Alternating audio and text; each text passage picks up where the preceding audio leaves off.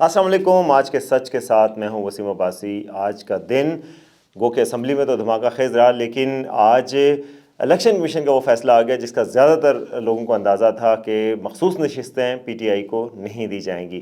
اور یہ فیصلہ کن بنیادوں پر آیا اور اب ان نشستوں کا کیا مستقبل ہوگا، کس جماعت کو کتنی نشستیں مال غنیمت کے طور پر پی ٹی آئی کی ملیں گی، یہ میں آپ کو بریک اپ بتاؤں گا. دوسرا، آج بلاول بھٹو کی آرمی چیف سے ملاقات کی چرچے ہیں، اس کا کنٹیکس بتاؤں گا آپ. اور مریم نواز سے بھی آرمی چیف کی ملاقات ہوئی ہے، اس حوالے سے بات چیت ہوگی.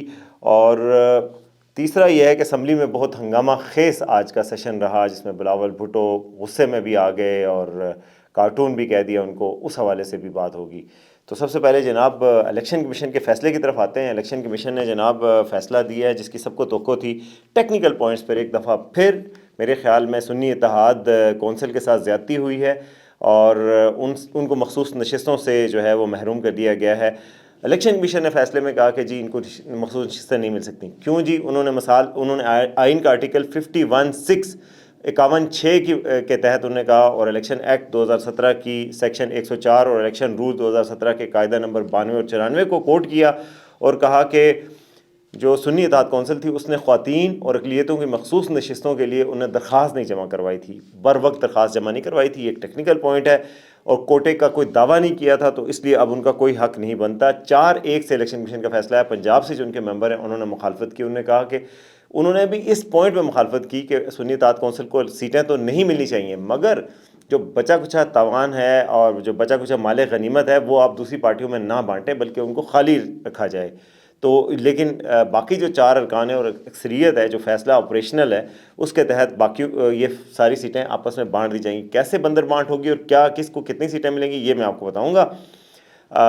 اور انہوں نے کہا جی الیکشن کمیشن اپنے فیصلے میں کہ جی ساری درخواستیں مسترد کر دی گئی ہیں، اور باقی جو جماعتوں نے بیچ میں اپنے ٹانگیں اڑائی تھی کہ جی ہمارا حصہ ہے، جیسے حصہ لینے کے لیے آ جاتی ہیں نا جماعتیں، حالانکہ ان کا سیٹیں ان کی تھیں، لیکن انہوں نے کہا نہیں ان کو پتہ تھا کہ یہ سیٹیں جو کہ ان کو نہیں ملیں گی تو ہمیں دے دیں اور کرنے کے لیے گئے. اور 8-9 درخواستیں دی تھی پارٹیوں نے، سب پارٹیوں کی وہ درخواستیں جزوی طور پہ منظور ہو گئی ہیں. اور الیکشن کمیشن نے کہا کہ نشستیں خالی نہیں رہیں گی بلکہ جیتی گئی نشستوں کی بنیاد پر سیاسی جماعتوں کی متناسب نمائندگی کے عمل سے الاٹ کی جائیں گی. اور کوٹا، اور اپنے دفتر کو کہا کہ اس کا کوٹے کا حساب لگاؤ. انہوں نے کوٹے کا حساب لگانے کا کہا. میں نے کوٹے کا حساب پہلے ہی لگا لیا تھا. میں نے کہا آپ لوگوں کو بتانا بھی تو ہوتا ہے نا، آخر آپ کو اتنا حق تو ہے، آپ مجھے دیکھتے ہیں، ویوز دیتے ہیں ماشاءاللہ سے. فی الحال جو ویوز دیتے ہیں وہ مجھے نظر آ رہے ہیں، بہرحال کوشش کریں مزید ویوز بڑھانے کی. تو الیکشن کمیشن نے جو فیصلہ دیا اس کے مطابق جی 70 مخصوص نشستیں ہیں، ٹوٹل مخصوص نشستیں ہوتی ہیں، اور ابھی اس وقت تقریباً 23 نشستیں خالی پڑی ہیں. اس میں اب کیا ہوگا؟ ابھی آپ کو پتہ مخصوص نشستیں ٹوٹل 70 ہوتی ہیں، اس میں سے نون لیگ کو ابھی جو ملی ہیں وہ تقریباً 24 ملی ہیں، 20 خواتین کی 4 اقلیتوں کی، اور پیپلز پارٹی کو 14 ملی ہیں، 12 خواتین کی 2 اس کی. اب جو یہ سسٹم بن رہا ہے اس کے مطابق اب پی ٹی آئی کی جو نشستیں ہیں وہ تقسیم ہو جائیں گی. ظاہر ہے 12-6-18 اور 4-22 نشستیں تھیں. ان میں سے جناب 12 نون لیگ کو مل جائیں گی، 10 خواتین کی نون لیگ کو ملیں گی، 2 اقلیتوں کی ملیں گی، 6 پیپلز پارٹی کو خواتین کی اور 1 اقلیتوں کی، یعنی 7 پیپلز پارٹی کی نشستیں بڑھ جائیں گی، 12 نشستیں نون لیگ کی بڑھنے لگی ہیں، اور دیگر جماعتوں کو J U I, M Q M سمیت ان دیگر جماعتوں کو 1 نشست ملے گی، 4 نشستیں ان کو ملیں گی.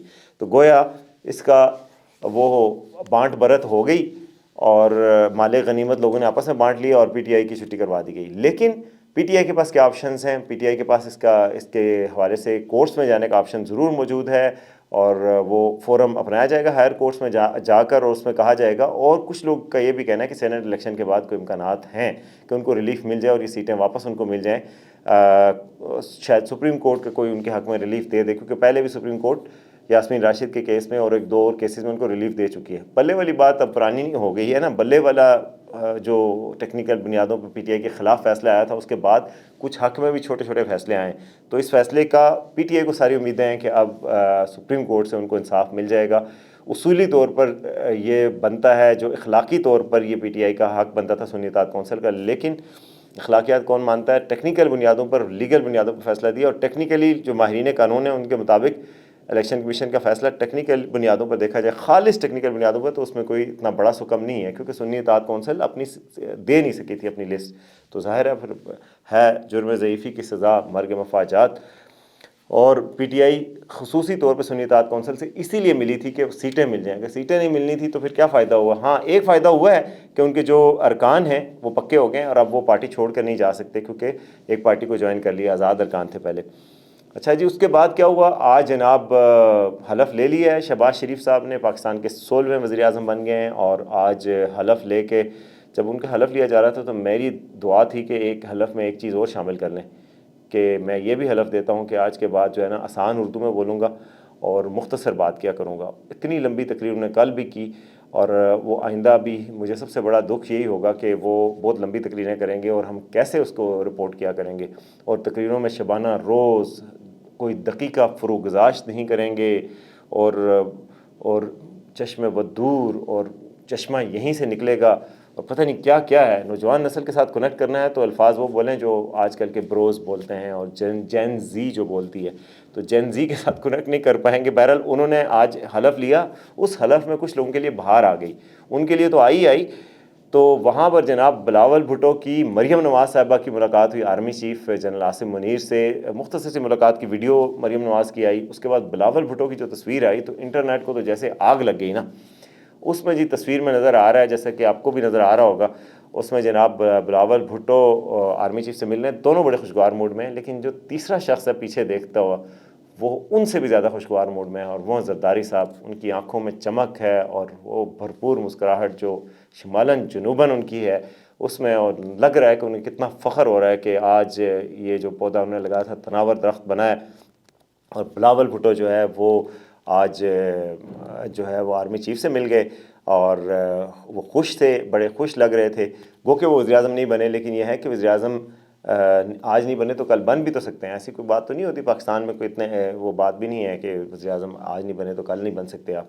اور بلاول بھٹو نے آج جو تقریر کی، پہلے تو انہوں نے بڑی جناب اچکزئی صاحب کے گھر پہ حملے کی مذمت کی انہوں نے۔ اچکزئی صاحب ان کے والد کے مخالف امیدوار ہیں، صدارتی امیدوار ہیں پی ٹی آئی کی طرف سے، سنی اطاعت کونسل کی طرف سے، تو انہوں نے مذمت کی، اس پہ بڑی تحسین ہوئی، لیکن تھوڑی دیر بعد ان کے ڈیسک کے باہر احتجاج ہوا، اور پھر جناب جولاول کو بھی غصہ آ گیا۔ اسمبلی کے اجلاس میں انہوں نے کہا یہ کارٹون ہیں، ان کا کیا ہو سکتا ہے، ان کو 6 مہینے سے آئین یاد آیا ہے، فلاں فلاں فلاں۔ پھر اسد قیصر نے بڑی زبردست دبنگ تقریر کی، اور پھر بیرسٹر گور نے تقریر کی، انہوں نے کہا یہ آئین کی بات تو کرتے ہیں لیکن گزشتہ 6 مہینے میں ہماری خواتین کے ساتھ جو جو کچھ ہوا ہے اس پہ انہوں نے کیوں نہیں آواز اٹھائی اگر جمہوریت کی بات کرتے ہیں۔ بلاول پہ طنز کر رہے تھے، تو ایک ہنگامہ خیز قسم کا اجلاس تھا آج اسمبلی کا، تھا مبارکبادوں کے لیے، لیکن یہ ہے کہ کافی ہنگامہ آرائی ہوئی، اور جناب اس کی کوریج بھی روک دی گئی، کیونکہ ظاہر ہے اتنی سخت باتیں تو پھر نہیں جا سکتی نا۔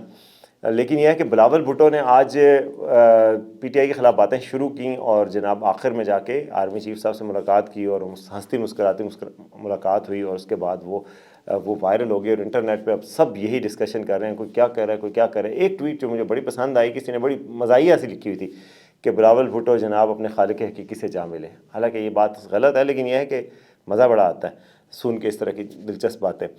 تو ٹویٹر پہ ابھی بھی پابندی ہے، حالانکہ شہباز شریف صاحب آ گئے، ان کو گارڈ آف آنر بھی آ گئے، ہم تو سمجھ رہے تھے کہ بالکل آتے ہی جو ہے وہ ٹویٹر کم از کم کھل جائے گا، اظہار رائے کی آزادی آ جائے گی، مگر ابھی منزل دور ہے۔ اور ان کی وزارت عظمیٰ کتنا چلے گی، میں نے کل بھی آپ کو بتایا تھا، میرا خیال ہے کہ یہ وزارت عظمیٰ ان کی کافی عرصہ چل جائے گی، کیونکہ نہ کا لفظ نہیں بولتے اور کافی تعاون کرتے ہیں، کریڈٹ جہاں نہیں بھی بنتا وہاں دوسروں کو دے دیتے ہیں، اور ہمیشہ ساتھ ملا کے چلتے ہیں، اداروں کی بہت عزت کرتے ہیں۔ تو جب عزت کرتے ہیں تو پھر چلتا رہے گا نا، تو جھگڑے کی تو تک ہی نہیں بنے گی جب یس یس سر کہیں گے ہمیشہ۔ تو اب دیکھتے ہیں کہ کتنا چلتی ہے، لیکن زیادہ تر لوگوں کا خیال ہے کہ اسٹیبلشمنٹ اور ان کی آپس میں بنی رہے گی، تو اس وجہ سے زیادہ خطرہ نہیں ہوگا۔ تو اب آگے کیا ہوتا ہے یہ اب آنے والے دنوں میں بتائیں گے۔ آج پہلا دن تھا، اسٹاک مارکیٹ نے پازیٹیولی رسپونڈ کیا، اس میں تیزی آئی، ڈالر کی قیمت میں کچھ پیسوں کی یعنی کمی ہوئی، تو ایک سٹیبلٹی کا میسج چلا گیا دنیا کو۔ تو اب دیکھتے ہیں کہ آگے کیا ہوتا ہے، دیکھتے رہیے آج کا سچ۔